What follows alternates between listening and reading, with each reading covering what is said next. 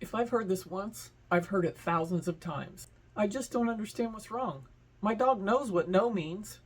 So why won't your dog listen when you say no? We all do it, often without even realizing it, and usually several times a day.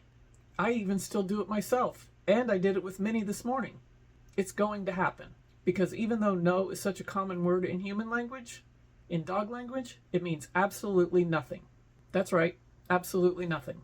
The problem is when we expect it to mean something to our dogs. Let me be clear here. I'm not saying stop saying no. I'm saying stop expecting it to mean something to your dog. Hi, I'm Amy from How to Speak Dog. I'm a canine behavior consultant and trainer and founder of How to Speak Dog, where I help families living with dogs who struggle to listen learn the canine life skills that will improve their dog's listening skills and stop all the feelings of embarrassment, worry, confusion, and overwhelm that are caused by their dog's bad behavior without spending hours training or using methods that just don't solve the everyday problems dog parents face. Since 1983, I have transformed thousands of dogs with bad behavior into dogs who listen reliably no matter who is there or where they are. I'm here to help you transform your dog's bad behavior too. If you're new to the channel, welcome, and be sure to subscribe so you don't miss any of the brand new training videos I put out here every Tuesday. Let's get started. No is one of the very first words we learn as little humans. We use it often, and even for us, it can have several different meanings. We humans are often able to interpret what it means in the particular context we are in by using our environment for clues and what happened before we said or used the word. In other words, what caused us to use the word. And if we don't understand what someone means when they use it with us, we can ask for clarification. Our dogs don't have those luxuries.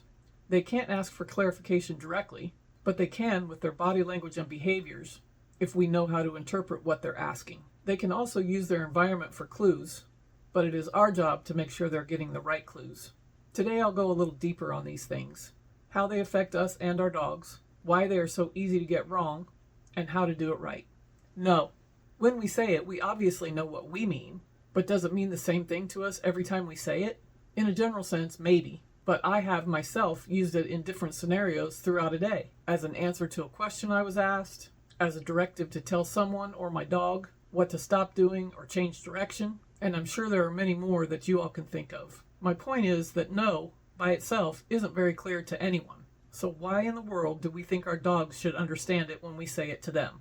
We really can't expect them to understand at all. However, I've talked about tone of voice in other episodes. So usually when we use the word no with our dogs, we are trying to get our dogs to stop doing something. We also expect them to understand that we don't like the thing that they're doing. We even want them to never do it again. So we use our sternest voice and we tell them what they did is bad. The only thing they know from that is that we are upset, but they have no idea why. If they have no idea why, then there is no chance they got the message we intended when we said no. They did get a clue from their environment that we were upset about something due to our body language and our tone of voice, so they can use context to learn things. But since they don't speak human at all, we have to specifically show them what we want them to do. We may even have to show them a few times before they completely get it. We may have to show them in different environments so they understand that it works everywhere. It has been said that our dogs have the mentality of a toddler, but they definitely don't have the human language skills of a toddler. So it is up to us to learn their language so that they have a fair chance to do what we want them to do. It would be like if we went to a foreign country and didn't know the language and someone was upset with us, but we didn't know why. We may be able to decipher some gestures, but that would be about it. With our dogs, what gets rewarded gets repeated, even if you didn't intend for it to. Here's an example. Your dog seems to know when you're getting ready to leave, right? Almost every dog does. But did you teach them that on purpose? Probably not. So how do they know? Humans are creatures of habit just like dogs. So it is highly likely that you do at least one thing the exact same every time before you leave. When it happens enough, your dog eventually learns that, for example, picking up your keys is a signal that you're getting ready to leave the house. That's why dogs with separation anxiety need their people to change their routine, so they can't predict the departure.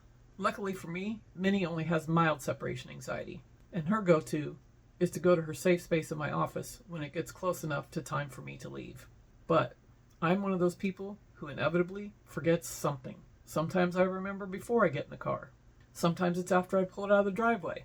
Sometimes I go back for it, sometimes I don't. My changing this up was never intentional, but it has inadvertently helped Minnie with her separation anxiety, because what she sees is that I disappear and reappear at different intervals. Sometimes she hears the car and sometimes she doesn't, because sometimes I just go outside and sometimes I leave. The point here is our dogs learn to predict certain things just by the way we go about our day. So we don't have to teach them everything on purpose, but we do have to teach the things that we want them to do that they don't do naturally, like just about everything we find ourselves saying no to. We have to teach them in a way that they understand, and we can't expect them to understand, much less comply, until we have taught them. Just saying no isn't teaching our dogs anything. And unfortunately, we can't just clarify in human language, because our dogs don't get that either. So we have to learn to be observant of our behavior and theirs. We need to learn what our dogs are trying to tell us and what they see in our body language and responses. We have to be sure we're sending the right messages and not accidentally sending the wrong ones. A dog that jumps on people is a great example of mixed messages. Some of us don't mind if our dogs jump on us. However, none of us with large dogs want them to jump on someone they could accidentally hurt, like great grandma. So allowing them to jump on you and then getting mad and saying no when they jump on great grandma is sending mixed signals. The dog has no idea what went wrong. But if you teach your dog to jump on you or whomever on cue and only allow that, then there is less risk of them jumping when they're not supposed to. And even if they get overexcited and blow it, they do have some learning history that kicks in when you tell them not to. So let's recap. No is a super common word that we humans use a lot. Even for us, it needs context clues and often clarification. For our dogs, it means absolutely nothing, which is both good and bad. Good in that when they hear it, they are not going to respond, so you can say it as much as you want without it having any effect on your dog. Bad in that if you're saying it and expecting it to have any meaning for your dog, and expecting them to stop doing something because you said no, the best you can hope for is that it will interrupt them long enough for you to get their attention and direct them to do something else that you would rather they be doing. Be careful though, if you don't follow through on that redirection, they are highly likely to go right back to whatever it is that they were doing when you told them no. Because remember, they don't understand that it's bad. And always remember, focus on reward and provide opportunities for your dog to practice the behavior you want to see, and eliminate opportunities for your dog to practice the behavior you want to change. If you want to learn more about my Power Principles framework that I developed and includes what to use instead of no, how to read your dog's body language, how to be sure you're sending the right signals to your dog that convey the message you want them to get, and much, much more, I invite you to check out my website, which is linked below. But if you're ready to get started right away, I suggest you check out the primer to my Power Principles framework, a 1-hour self-paced digital course called From Chaos to Calm, a guide to connecting powerfully with your dog. For a limited time, it's on sale for only $17. I will link it below too. As always, if you have questions, ask in the comments and I'll be happy to answer them.